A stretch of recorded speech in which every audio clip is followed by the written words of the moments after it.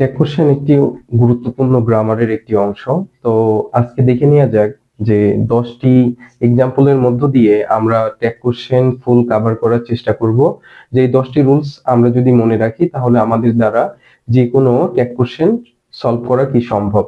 তাহলে শুরু করা যাক। তো আমরা প্রথম যে ট্যাগ কোশ্চেনটা আছে, হি হেল্পস দ্য পোর। তাহলে আমরা জানি যে ট্যাগ কোশ্চেনে দুইটা অংশ থাকে, একটা তো ট্যাগ কোশ্চেনের অংশ আর একটা হচ্ছে যে স্টেটমেন্ট অংশ। তাহলে আমরা প্রথমে খেয়াল করব যে ট্যাগ কোশ্চেনের স্টেটমেন্ট অংশে যে মূল ভার্ব আছে না অক্সিলিয়ারি আছে।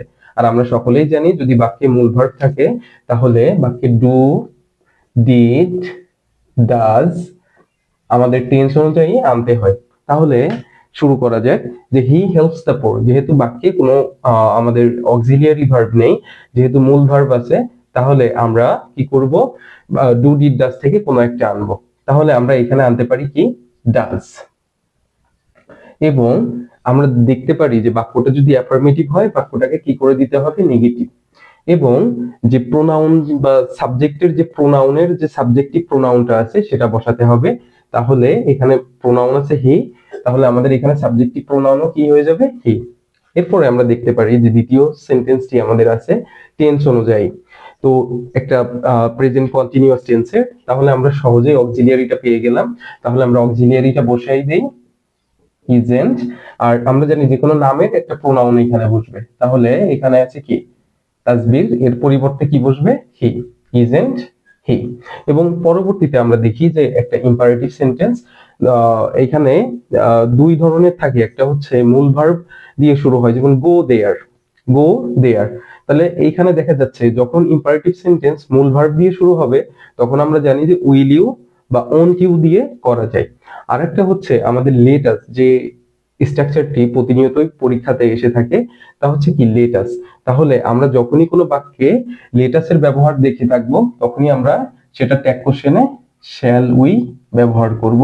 এবং পরবর্তী সেন্টেন্সে লেটের পরে যদি কোনো অবজেক্টিভ প্রোনাউন তথা হিম, দেম, তারপর হচ্ছে হার, এই টাইপের যদি থাকে, তথা সাবজেক্টিভ থাকবে না, আজ ব্যতীত যে কোনো অবজেক্টিভ প্রোনাউন বসলে will you oblique won't you ব্যবহার হবে, ওন্ট ইউ বাক্যে ব্যবহার হবে। তাহলে আমাদের দেখতে হবে যে বাক্যটা যখন অ্যাফার্মেটিভ হয় তখন আমরা উইল ইউ বা ওন্ট ইউ বসাইতে পারি, কিন্তু বাক্যটা যখন আবার নেগেটিভ হবে তখন কিন্তু আমরা ওন্ট ইউ ব্যবহার করতে পারবো না। এরপরে দেখি এভরিবডি। তো আমরা যত বডি ধরনের সাবজেক্ট পাবো, তথা এভরিবডি, এভরিওয়ান, তারপর হচ্ছে nobody, no one, somebody, someone. তো এই বডি যুক্ত যত আমরা সাবজেক্ট পাবো, বডির পরিবর্তে আমরা সকলেই দে সাবজেক্ট তথা এটা প্রোনাউন, সাবজেক্টিভ প্রোনাউন হিসাবে দে আনবো। এখন কথা হচ্ছে আমাদের এই বাক্যে অক্সিলিয়ারি নেই, আছে কি ভার্ব, ভার্বের সঙ্গে এস বাই এস। তাহলে আমরা সকলেই জানি যে এখানে ডু ভার্ব আসবে, কিন্তু কথা হচ্ছে আমরা সাবজেক্ট হিসাবে তো দে পাইলাম।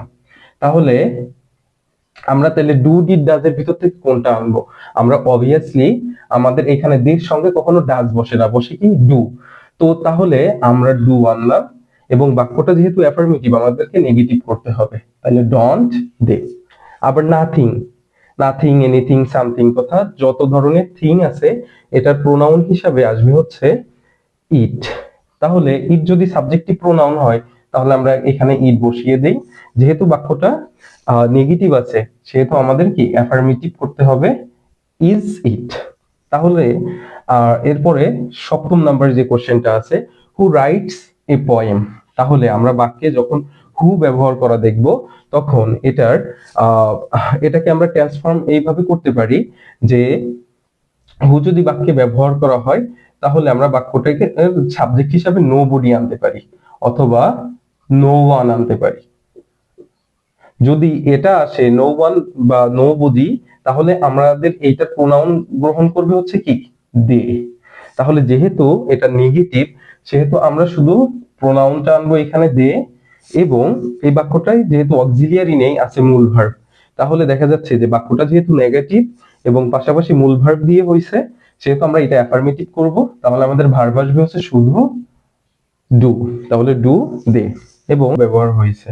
তো বাক্যে যদি হু যদি ব্যবহার হয় তাহলে আমরা জানি যে সাবজেক্টিভ প্রোনাউন হিসাবে কি আসবে, দে আসবে। আচ্ছা ওকে, তাহলে আমি এখানে দে উল্লেখ করে দিই। এবং পরবর্তীতে দেখা যাচ্ছে বাক্যটা নেগেটিভ আছে, তো দের সঙ্গে আমরা জানি যে এখানে যেহেতু বাক্যটা নেগেটিভ আছে এটা অ্যাফার্মেটিভ করতে হবে, তাহলে ডু দে। এরপর দেখা যাচ্ছে 9 নাম্বার কোশ্চেন, যে থ্যাংক ইউ। এখানে সেন্টেন্সটা মূলত এমন ছিল যে আই থ্যাংক ইউ, ঠিক আছে, যার কারণে বাক্যটা অ্যাসার্টিভ হচ্ছে।